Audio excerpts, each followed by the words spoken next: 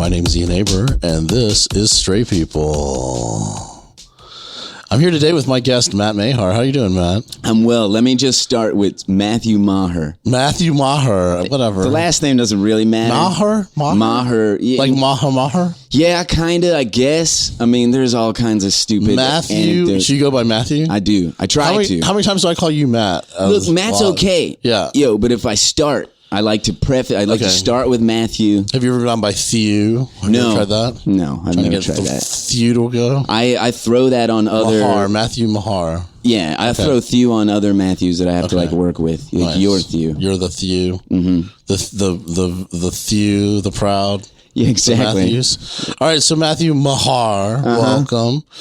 Matthew is interesting in the sense that he requested to be on Stray People. I did. You did. I super did. And why is that? I don't know if I ever got the exact reason. Oh yeah, I guess it was kind of vague. I think you wanted to tell me, and I was like, save it for the podcast. Yeah, save it.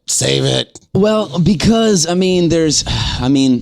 because I got questions about it. I mean, and I wanna know more about myself. And I thought that this would be a really great place to like launch off. Because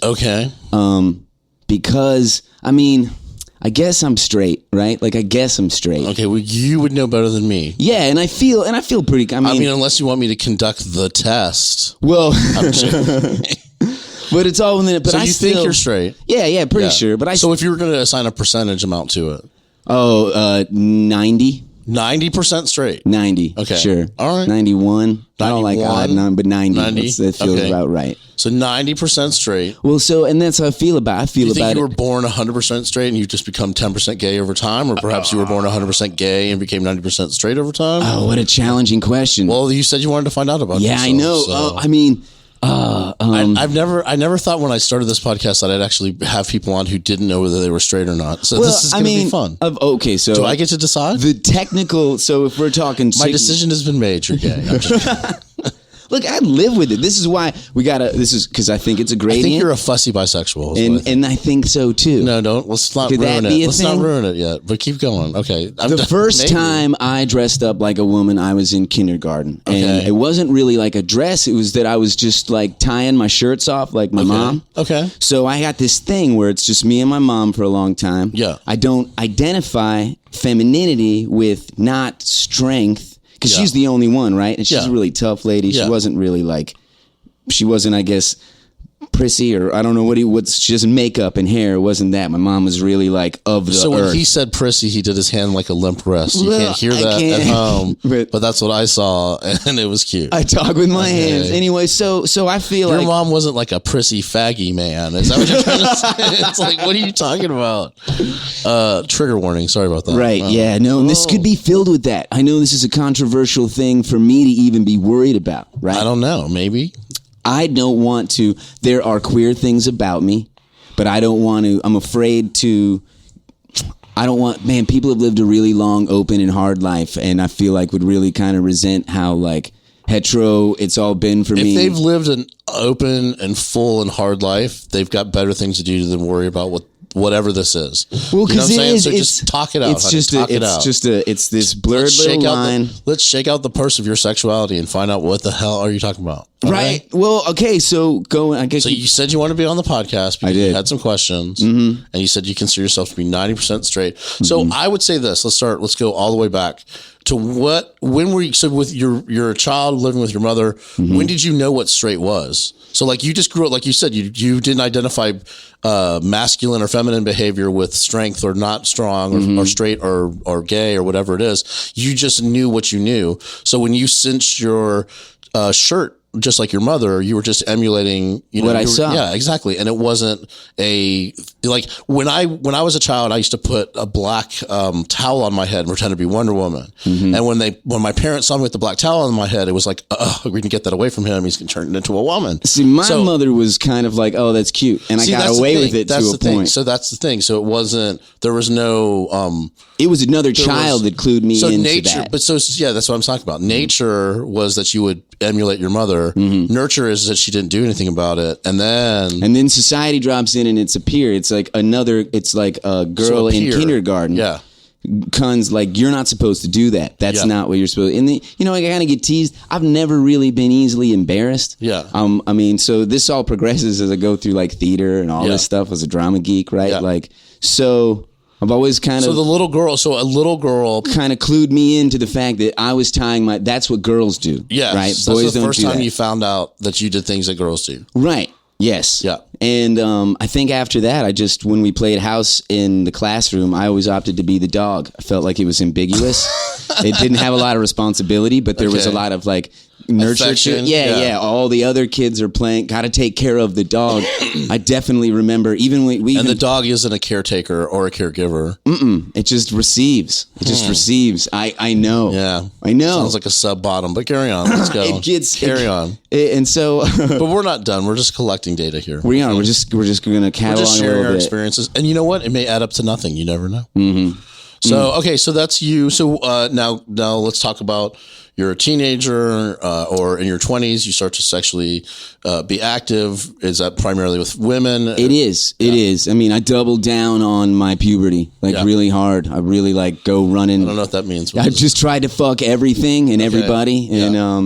And I was in, it was funny. Sounds terrifying. Yeah, well, I just had a lot of energy and stuff like that. He's making the weirdest googly eyes and little molester fingers you've ever seen. I swear to God. He looks like like a prospector that just discovered gold. But carry on. It was the one taboo in my life, coming up with my mom. Her compensation for my dad not being around was action movies, right? Yeah. John McClane, Indiana Jones. But no sex. Okay. Things couldn't be sexual. Oh, so she liked violence, but no sex. Right. Or at least it me to be exposed to that. What an American thing. I know, it's amazing. She was years later, she called me after an episode of Oprah and it was I bawling, I'm sorry. I thought I didn't want you to be soft. I was trying and just bawling about letting me see our movies, yada, yada. This I think is why when I get puberty, I'm really preoccupied with sex and body and naked and that, right? Because it's so not what I'm supposed to see, not what I'm supposed to do. I'm in theater right from the rip. As soon as that's offered as a class, I'm doing that. That's everybody's in it, right? Yeah. So boys and girls, and then everybody in between, right? So there's my exposure young before people get to me. That is my community, and it's an island of misfit toys, and that's where, and I've just tried. As far as high school goes and middle school, it's fringes, right? Yeah. And that's where I landed, and I think that's where I've stayed since. And over that time, the importance of defining oneself is it's pendulum between important, not important. Yeah. To a point now where I feel like culturally we're the most into the conversation. Yeah. And the reason I really, and to put a nail on the motherfucker as to why I asked you, is because I feel like a lot of aggro MAGA aggression comes from men who are in the 90-95 percentile, and they can't come to terms with the fact that that's not a commitment to moving to Fire Island and just getting it all the time in the ass, right? That you are able to appreciate a beautiful man, and not that, or you could be. How about it's not even sexual. It's just you could have friendships with men that are supportive and loving and nurturing, and still be straight, and nobody question your sexuality, because it's not just straight men doing it to each other. Straight women do that a lot. Straight women do it a bunch, actually, and I know that's changing. It's probably different in the younger generation, but my experience has always been that it's not just the men who, you act that way, you're a fag or whatever it is. The women do it too. The women are so quick to question a man's sexuality as the first way to insult them or belittle them or whatever. And what I find is that with millennials, there's definitely a lot more openness about being bisexual or biflexible, or at least even in theoretically bi, if you've never actually had sex with the same sex, but you have the attraction, and the attraction's there. Right. My generation, that's they're still working on that, especially on the gay side. It's you talk about if I wanted to ruin a dinner party, I would just bring up bisexuality in front of a room full of gay people, and then been just accept them, guys. And then I would just be hearing, right. Yeah.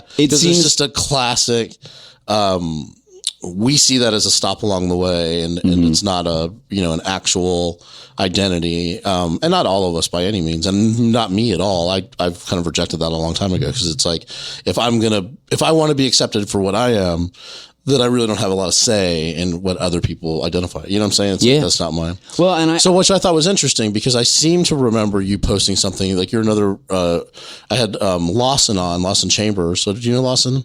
So Lawson's an illustrator, and he was previously a comic. I think he still does some stand up.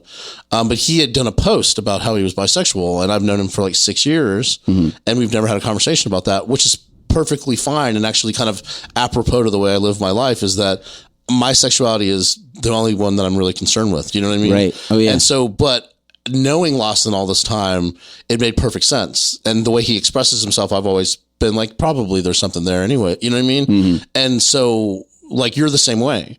I think I saw something you posted online that was sort of to the effect of, I feel like it was you. No?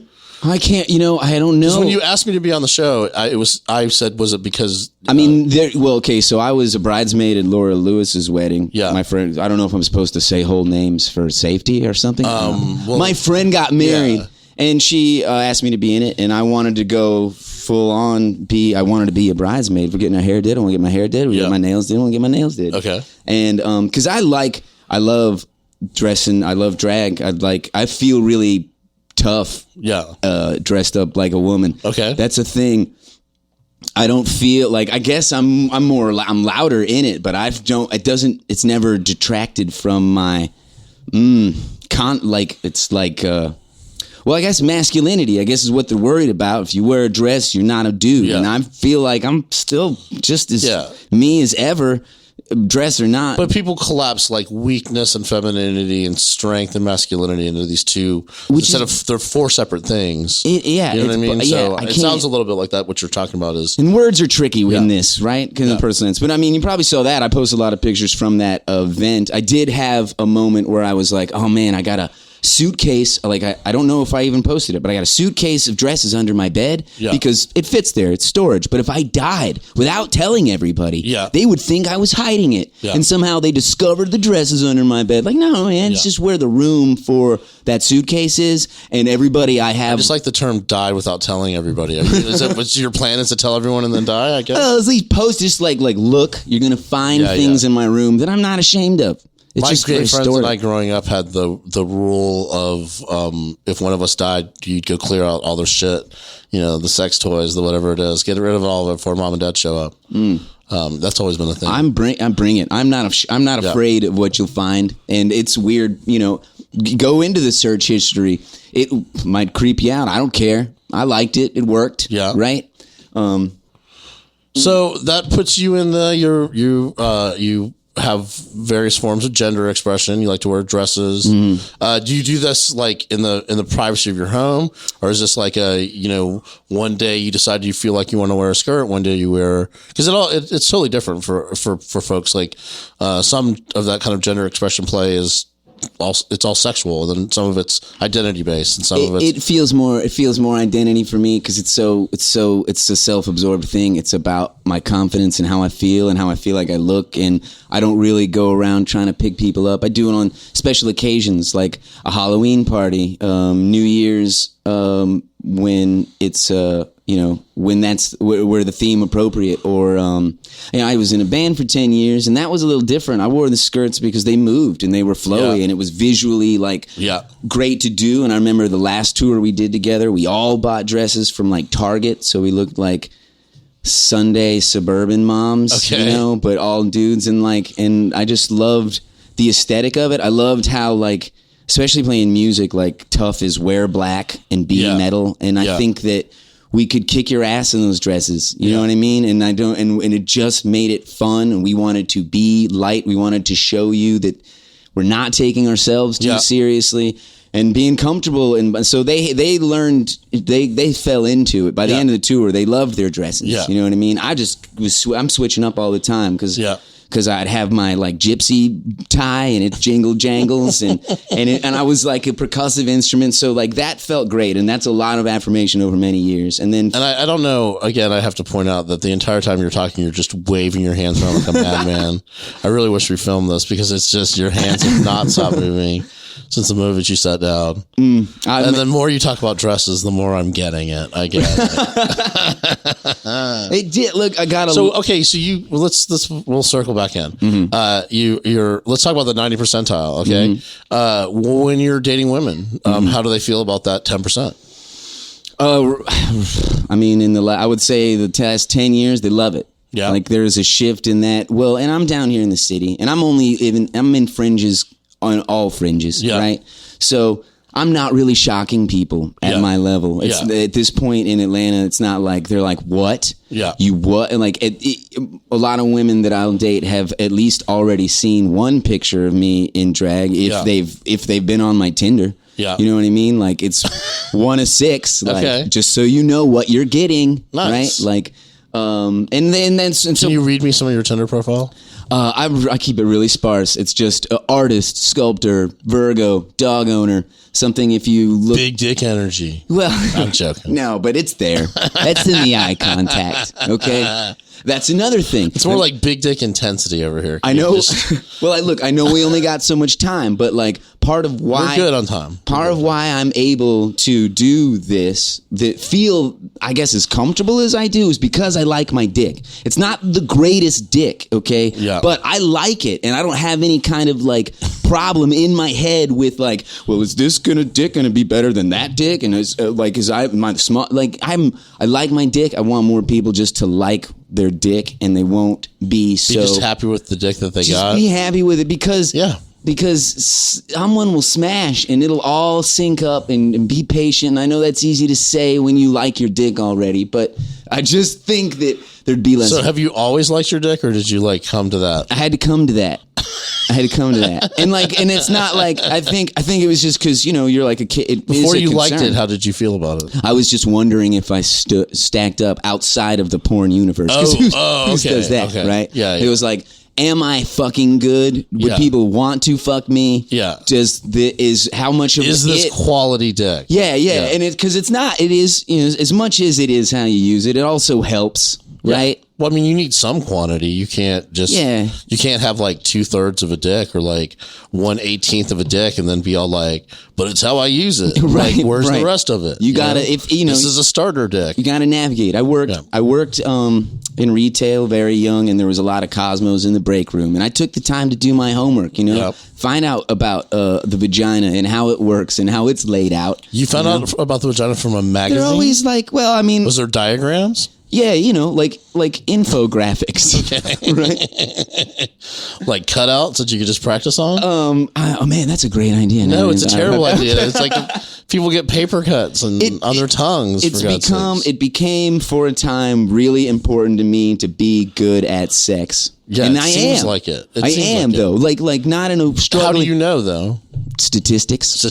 Do you do a survey? We all charted. Charted. One being the least excited, five being the most satisfied. And I understand. Please rate Matt's dick. I understand Matthew's dick. I understand how there's like a sliding scale, and that people, I appreciate that. Like sliding scale, I get it. I just did my hand in a jack-off motion when I said sliding scale. If I'm thinking I'm good, I'm gauging it by a few things that I do. I don't ask. I just let the fuck lay how it lied, and if people want to come back, I assume that there's a reason. Repeat visitors. Yeah. Okay. So that's an affirmation. Yeah. Sometimes people will just fall back all quivery and like almost dead. And I think I did that, I'm part of that. Yeah. Like, cause that you fucked them to almost death. Is that, and it just takes them a minute. Yes. You want to fuck them until they need a second. They need a moment. Yes. Look, so I'm a listener. He's so excited, guys. It's just terrifying. No, it's too bad.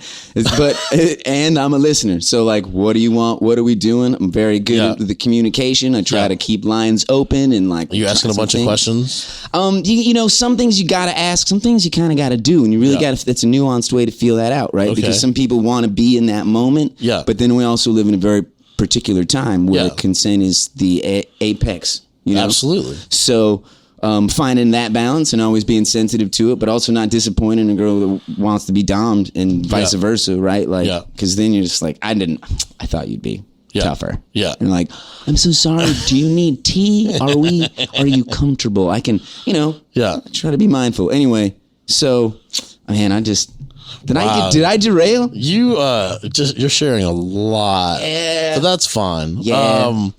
Yeah. I don't even know where to go from that one. I know, right? I'm just like sitting here thinking to myself, I'm like, okay. How do I track that back? Oh, to the drag. No, it was the how do women respond to the not so straight parts of you?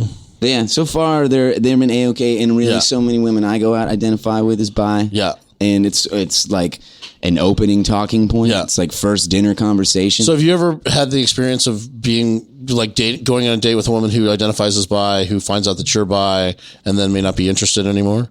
No. Interesting. No. Okay. I mean, if they are, they're coming up with other excuses, and they're not excuses. I give you plenty of reasons to leave. Okay. All right. Yeah. Way after what I wear. The hand waving alone, I'd be like, look, there's too much stimulation here. Like, and that can be a thing. Yeah. Mm-hmm. Yeah. No. I'd be afraid that you're just going to scream into my vagina. Not that I have one, but I'm just saying. You're like the joke that I do. Yeah. I would say I love that bit. By the way, I love that bit. I fucking die every time. Don't do it. Though. I won't. No, I won't do it. Don't do it. I have only ever one woman I've eaten out, and I think I did pretty good because she was like, "That's enough." So I think that's. That's what they say. That's right. That's enough. Good. That gentle pat on the head lets you know. Let me tap you can quit out. trying. Yeah. Good job. Pack your things and go.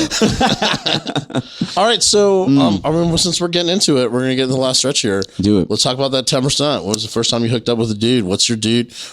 Tell me, where's the doll? Let's pretend there's a doll here. Point to all the areas on the doll that you stuck your friend. I mean, So what, have you made out with a dude? Yes. Yeah? More than one dude. When was the last time you made out with a dude? Last time I made out with a dude was probably I'd have to say a year and a half ago to 2 years. Okay. But you said you were. No, I'm just kidding. Yeah, well, let's see, and this is why, right? But because I know. Okay, so whatever. So, have you dated a guy? Is it just sexual? Is it companionship? Is it? It is. It's when I feel that it's companionship. I haven't dated. I don't know that I I kind of just looking for a sugar daddy. What's happening? Now, see, because I get close to getting asked out or even asking, I get nervous because Have you asked a guy on a date? No, but I've been asked out. Yeah. And I'm actually in a position right now where like I'm like, I don't want to lose this friend. Yeah. If I have it by saying like I don't want to go out with you. But but then isn't that what fucking going out and hanging out is? Anyway, no. I've never had sex with a man, and I've never done anything sexually to a man. A lot of them have done sexual things to me. So when you play house with a man, you're the dog, is what you're trying to say. That's what I've been saying this whole time. Wow. Okay. So you've been a passive recipient to male affection.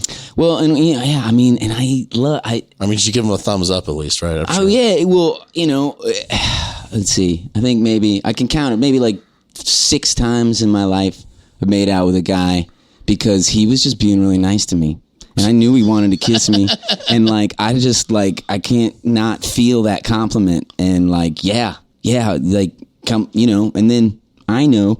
But the guys that get the farthest all are ladied up. So that's not me like fully doubling down, right? Like okay. So I don't know. I just don't want to insult. So the furthest you've gone with a guy is a guy who gender expressing at the moment as a woman. Yeah. Or effeminate or female clothes. Yeah. Well, and I'd say, the closest was really just when I slept with my friend and like I just needed to be with somebody and he held me and I slept like a fucking baby and I needed that in my life. Right now he has his arms crossed across his chest like he's Nosferatu. Just saying. He's just like, he looks like he's like in a crypt right now. Okay. That wasn't sexual, but it may have gone that, I guess. But that was so so far Yeah. for me, like as far as the value Yeah. that it had for me. And I love him to this day, and we're still great friends. It's not like I woke up and was like, what do we do? You know, it's I like woke up and I was like, what do we do? We supported each other. We supported each other. I mean, he was fucking there for me. You know what I mean? In a really intimate way that no one should ever feel bad about. Yeah. You know, and like that, I like don't know where I'd be had it not happened. But you know, so can I ask you another question then? Let's pivot completely off of this. So there's a terminology that's fairly new, I suppose, in the last few years that I hear, queer straight, which is a straight person or somebody who basically is really only attracted to people of the opposite sex. But they don't feel like they fit in conventional society, and they identify with queer people in the queer community to the point where they call themselves queer, even though they are. And inside the community, there's some debate as to whether some people do not like it at all. I personally think it's great because, like, we could use the numbers. Do you know what I mean? Right. And if we had queer people who could make other queer people. Yeah. So, like, queer as a identity beyond sexuality, do you identify as queer in that manner? Yes. Okay. And like that. And have you done that before, or is this a new thing that I'm telling you about? That it's new. Well, okay. So explained it that way is new to me, but so queer straight is how I've heard it, like QS or queer straight. It was explained when I was living on Ponce with that fella. That was where it was explained to me in that way. That queer for him and his definition was a broader umbrella that encompassed a lot of fringe cultures that were at least, you know, while not directly sexually related, but it's having that kind of identity flexibility. Yeah. Fringe cultures is essentially queer's used a lot as a kind of like a blanket term, so that it's so you're not saying LGBTQIA, blah, blah, blah, all of those. What we're saying is queer as an identity that's beyond my cis maleness, my gayness. It's my identifying as queer is to identify with the bigger community. And inside of that should be allies who are the straight people. So queer straight should be, in my opinion, that's how I look at it. It's like, if queer really is going to be all encompassing, then there are queer straight people out there. There are straight people who do not fit in the fascist society that we live in. Yeah. Okay. And they're queer. They're artists, they're fringe people. And so like you definitely fit that aspect of queer to me. And I totally proudly will say and identify that way. You don't get a card or anything, I'm sorry. Well, right, but because it is a hot topic and there is a debate, I don't want to be seen as like encroaching on people's battle. That's definitely a thing that is out there too. You know, I definitely get that. If I keep what I have to myself, it's only because I do think it's so, I mean, literally like vanilla. I feel like it's the least risky person that I am, and that I don't need to like. So there's, you know, the more non-traditional your gender expression is, the more marginalized you're going to be. If you're a person of color, you're going to be more marginalized. If you're a female, you're going to be more marginalized. And so, in those aspects, of course. But that doesn't mean that in the greater idea of community, that somebody straight can't be part of that. What I think it means is that you don't have the same agency to, you know, it's like, so like, you don't want your voice to step over those voices of, you know, and I do that myself as a, you know, I'm Hispanic, but I'm very white appearing. And so I keep very mindful of that. If I'm in conversations where there are queer people of color who are really the ones expressing themselves or voicing their concerns, I don't step over that. I let them do it. I let them have those conversations and then support it the way that that makes the most sense. You know what I'm saying? Yeah. And that's something I had to learn because it was like, well, no, we're all marginalized the same way. It's like, no, intersectionality teaches us that as a matter of fact, we're not. We're all marginalized differently. And I try to use... That's how we're snowflakes and how we're marginalized. See, man, you know what makes me sad about that too is snowflakes are actually really just beautiful, wonderful, miraculous little tiny sciences that happen, and they've gotten really shit on just by being slang. And like, guys, we should all really like snowflakes. Like literal snowflakes, and to be compared to a snowflake ultimately is a beautiful thing. It could be. I know it's gotten away from us in lexicon. I'm not about to bring it back. But just think about that next time.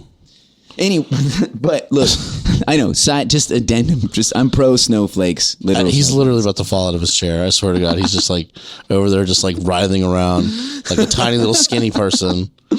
But look, so for me, my place or an opportunity for me is how passing I am and regular looking I am and regular I am to places I come from. I go visit family in the suburbs. I go to Cleveland, Tennessee. I go down to fucking Psychonaut, Florida. Like, I walk into places and get really far without anyone batting an eye. So far, in fact, that they will, entrust in me and start saying things, you know? And then I get an opportunity to be like, reveal. Yeah. There's more to this than and you have to reconsider what you thought, because you like me, don't you? Yeah. Like, you like me before you friended my Facebook. Yeah. You know what I mean? So now you gotta, whether or not that comes to a healthy conclusion, I'm not sticking around to find out. But if I am existing in spaces and giving people an opportunity to second guess themselves, that is a tiny win.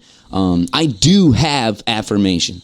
So when I'm in 7th grade, my best friend Billy, he's like G.I. Joe, right? Like, and he's like the leader of our crew of hellions, and we're all hanging out at Billy's, and he doesn't want this. He's worried about getting his hair cut because he doesn't want the gay guy to cut his hair because it will make him gay. Yeah. Now I'm like, well, that doesn't make sense. Yeah. And we're 13, and so like I'm like, well, no, I mean, it won't surprise you because you would like know already, right? And he's like, I don't know what you're talking about. I'm like, well, like, when did we decide that we weren't? Like, what day? Like, when did we decide? And so we do this little mind puzzle, and honestly leaves my mind. We go on and live our lives. He joined the Army. He's in San Diego now, runs a gym, great fella. He reaches out to me, 20 years later when he's living out there, and just wants to catch up, things, how you're doing. But he remembers that conversation, and he referenced that conversation as sort of like his jumping off point to understanding. Yeah. Because he's in California now, like, I think maybe even running for a local office, we both come from a really, really redneck, saturated part of Florida. We were not we're not supposed to be progressive. And if we got out, it has all been on our own. Just the right reactions. And so he's out there and he talked about that. And he said that was a pivotal moment for him, and he's proud of who he is and all the world that's happening around him and da-da-da-da. And like, I thought, so it wasn't the guy that cut his hair that made him gay, it was you.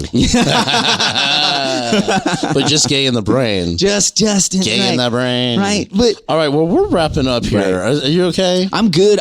You were so wound up. I want more time. I know, it seems like it. I was really like, I'm going to go over here and I'm going to gush because I knew I wanted to talk to you. You came here seeking answers to questions. Did you get those? Even though I asked most of the questions? I feel... Are you going to have to listen to this back and then you're going to like learn about yourself? I don't know that I do that. Oh, no. I don't know if I can do that. Like, I'm really in the moment. I'm proud of it. And if I go back, I'll be like, man, what the fuck? Why can't you, dude? Can you reel it in? Why, man? No, I feel good. I feel, just more secure in the idea that I'm not offending people. Like, or not encroaching. Well, hold on. Or am I? You're just not offending me. Okay. That's all. Yes. But God damn it. You know what? If what you're doing with me is what you do with everybody else, you're probably fine. I would think. Though you could like tone it down a little bit. Man, get the fuck out of my face. You're so fucking like just it's pretty funny. Yeah, I came here totally sober. You're like vibrant and full of energy. This is why I don't drink coffee. Yeah. You don't need any coffee. No. Fucking cocaine, forget about it. It's like hummingbird. You just no sound comes out. Yeah. It's terrible. I don't fuck with that. What? If you did a bump of cocaine, you just sit quietly? Is that what you're saying? Yo, no, it's like... Oh, so you're ADD. It locks up, and I'm just like, What happens when you take like Adderall or Vyvanse? I taken Adderall one time, and I found a sweater, and I just unknit it. Straight up. I was like, I like this yarn. I need to use the string. And then Weezer wrote that song about you?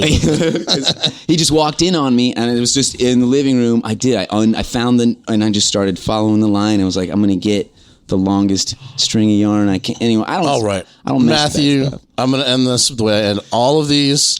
I have one question for you, and let's see how long it takes you to answer this one and how much you wave your hands around. What is a straight food? What do straight people eat? What do straight people eat? What do straight people eat? Beef jerky, hot dogs, high life, Shane. All right. This has been Matthew Maher. What up? And this also has been Straight People. I'm your neighbor. Have a blessed day. Yeah, you guys have a good time. Thanks for hanging. Straight people. Straight people.